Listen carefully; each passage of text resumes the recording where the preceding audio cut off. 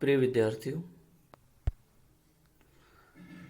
College education के द्वारा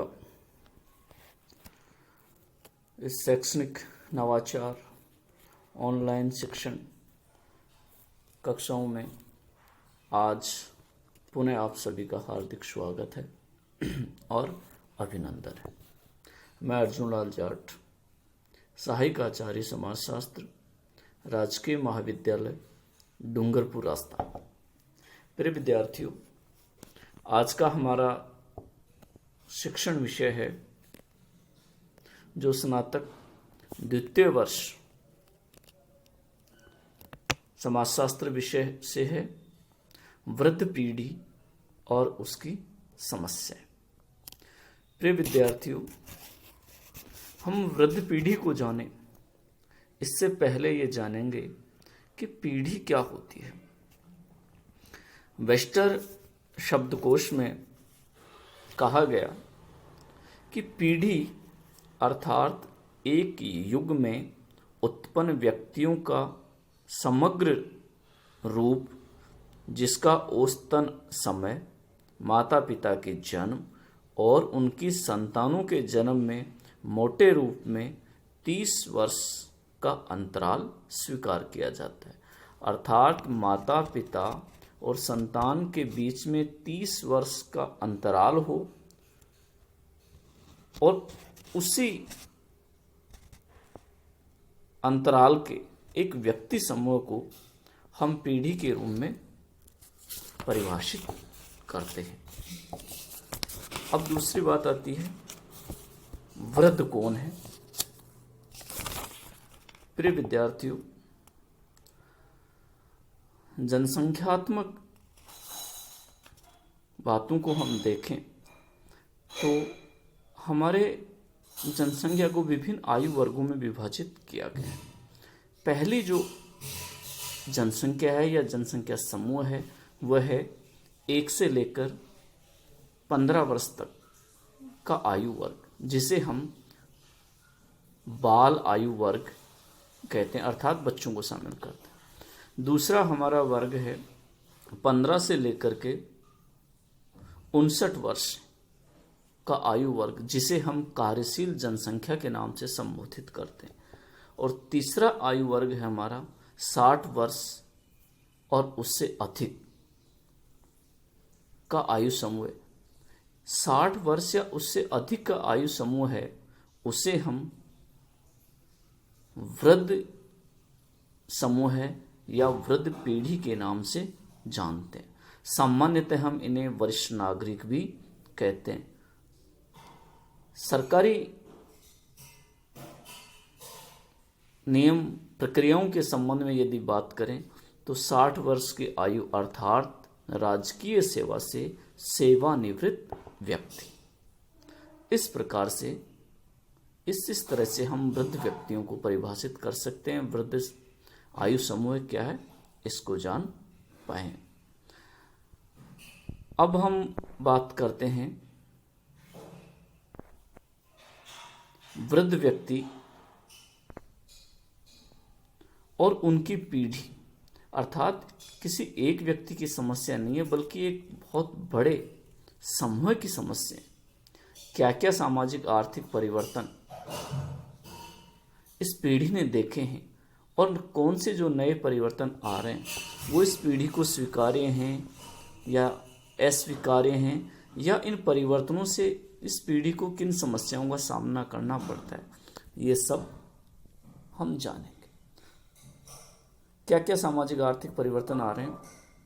तो प्रिय विद्यार्थियों, मानव समाज के इतिहास में अनेक परिवर्तन आए, अनेक समस्याएं और मानव इसके साथ निरंतर समायोजन के प्रयास करता रहे। आदिम युग से लेकर औद्योगिक युग और वर्तमान युग में अनेक प्रकार के परिवर्तन आए, अनेक पीढ़ियाँ आई और उन पीढ़ियों ने इस मानव सभ्यता और संस्कृति को निरंतर आगे बढ़ाया, संतुलन स्थापन करने का प्रयास किया गया। तो आइए हम जानते हैं इस सामाजिक आर्थिक परिवर्तन और वृद्ध पीढ़ी के मध्य क्या संबंध है। पहला है निर्भरता अनुपात। निर्भरता अनुपात और जनसंख्या पीढ़ियों में सीधा संबंध है। आयु निर्भरता के आधार पर जो जनसांख्यिकी में 3 आयु समूह बताए थे, अभी हमने बात किए थे 0 से 14, 15 से 59 और 60 या उससे अधिक आयु के लोग। 60 या उससे अधिक आयु के लोग, या जिसे हम वृद्ध पीढ़ी के नाम से जानते हैं, ये निर्भर जनसंख्या के रूप में शामिल की जाती है। अर्थात ये अपने संतानों पर निर्भर रहते हैं। क्यों? क्योंकि कार्य करने की जो क्षमता है वो इस आयु में आकर घट जाती है। इसलिए अर्थशास्त्रियों का मानना है कि युवा निर्भरता पीढ़ी अनुपात में कमी आएगी और वृद्ध निर्भरता अनुपात में वृद्धि होगी। अर्थात जैसे जैसे हम उत्तरोत्तर आगे बढ़ेंगे, आज जो युवा पीढ़ी है वो कल वृद्ध पीढ़ी में बदल जाएगी। आज हम भारत के संदर्भ में बात करें, भारत में सबसे ज़्यादा युवा आबादी, लेकिन आने वाला समय होगा जब यही युवा आबादी अगले आयु समूह में अर्थात वृद्ध आबादी में बदलेगी। जैसे वृद्ध आबादी में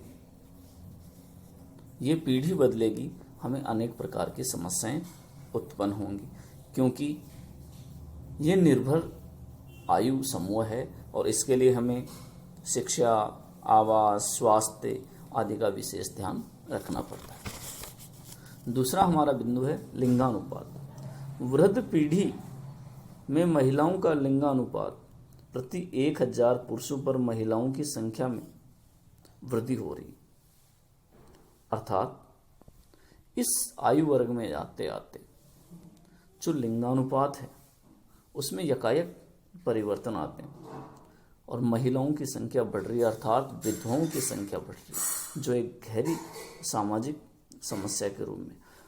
वृद्धों में महिलाओं का प्रतिशत अधिक है, अर्थात वृद्ध महिलाएं अधिक हैं, पुरुषों की जल्दी मृत्यु हो रही है, तो समाज में विधवा की जो समस्याएं हैं वो बढ़ रही हैं। उनके लिए आर्थिक सहायता, उनकी देखभाल, उनका स्वास्थ्य, ये समाज के लिए अपरिहार्य हो जाता है। अगला अध्ययन शिक्षण बिंदु है शैक्षणिक पृष्ठभूमि। विभिन्न पीढ़ियों में शैक्षणिक स्थिति भिन्न भिन्न है। वृद्ध पीढ़ी में व्यापक निरक्षरता है। आज हमारी जो निर्भर जनसंख्या है जिसमें वृद्धों को हम शामिल कर रहे हैं, तो इनकी जो साक्षरता दर थी वो बहुत कम थी।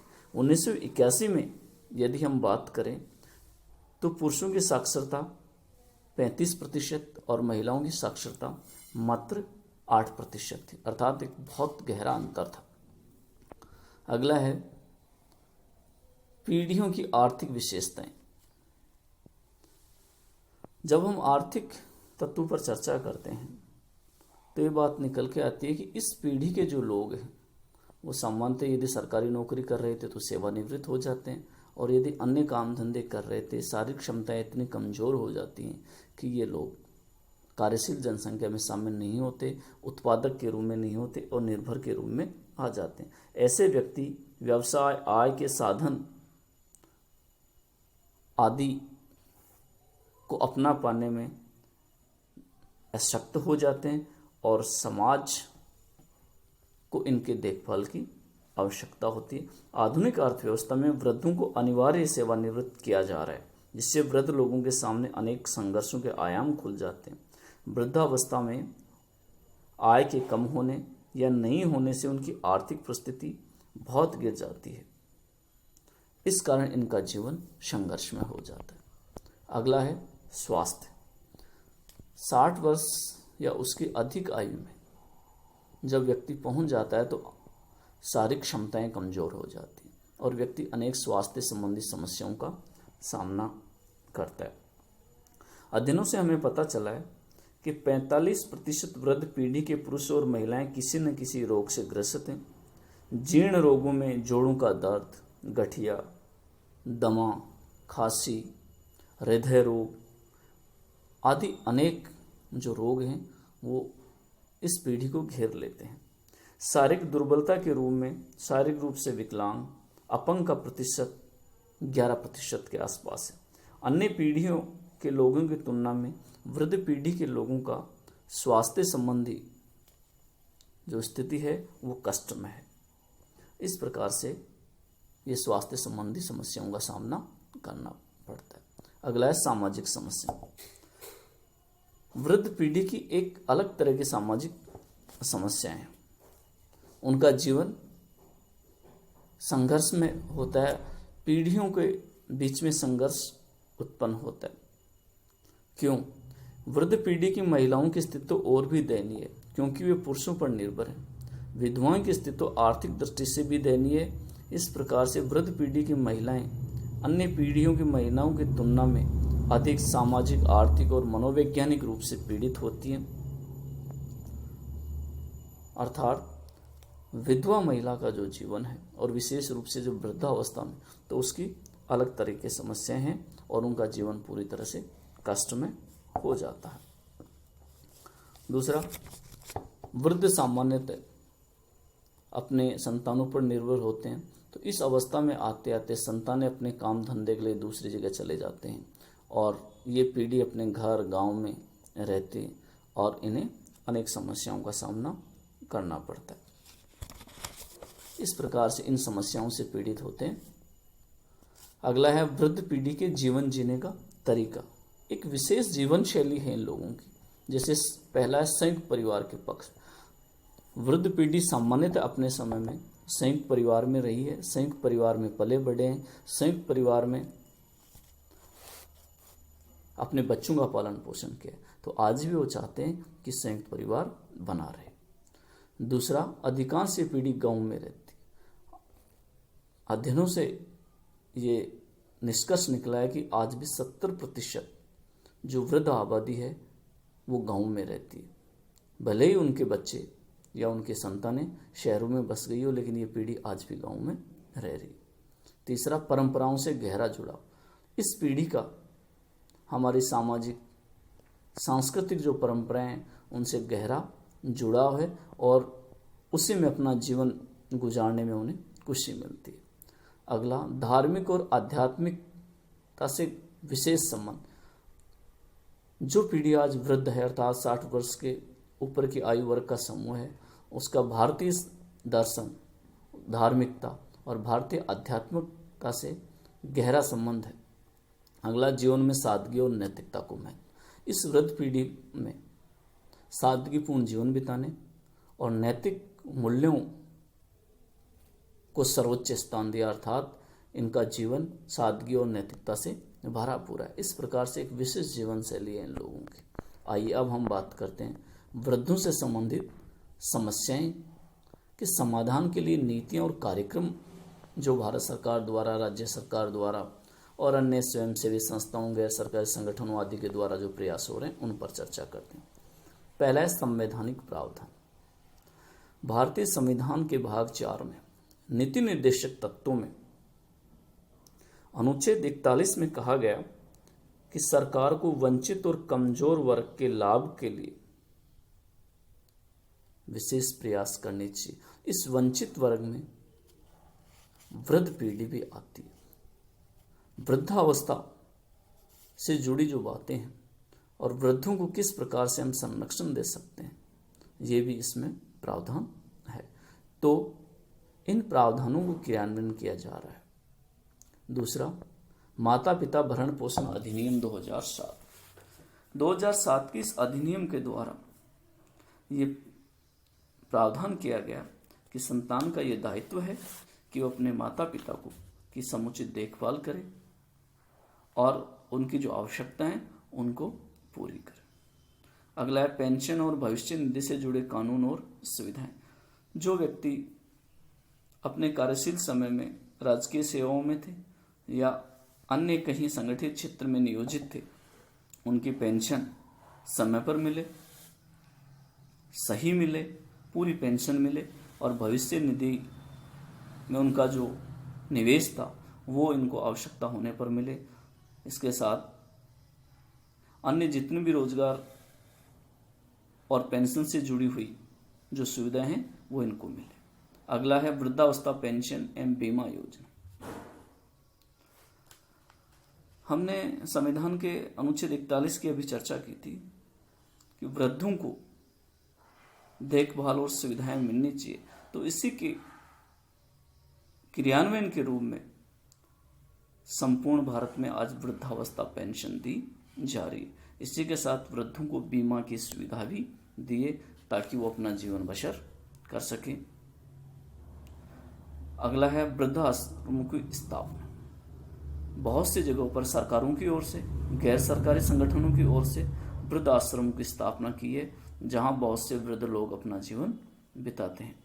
और अगला है वृद्ध देखभाल केंद्र, ओल्ड एज केयर सेंटरों की स्थापना भी की गई है। विशेष रूप से ये शहरों में है जहां वृद्ध लोग रहते हैं और विभिन्न गैर सरकारी जो संस्थाएं हैं वो उनकी देखभाल संबंधी कार्यक्रम चलाती। प्रिय विद्यार्थियों, आज हमने वृद्ध पीढ़ी क्या है, उसकी जीवन शैली, उससे जुड़ी हुई समस्याओं के बारे में चर्चा की है, उसके समाधान के जो प्रयास हैं उनके ऊपर चर्चा की है। निश्चित रूप से आप इससे लाभान्वित होंगे। धन्यवाद।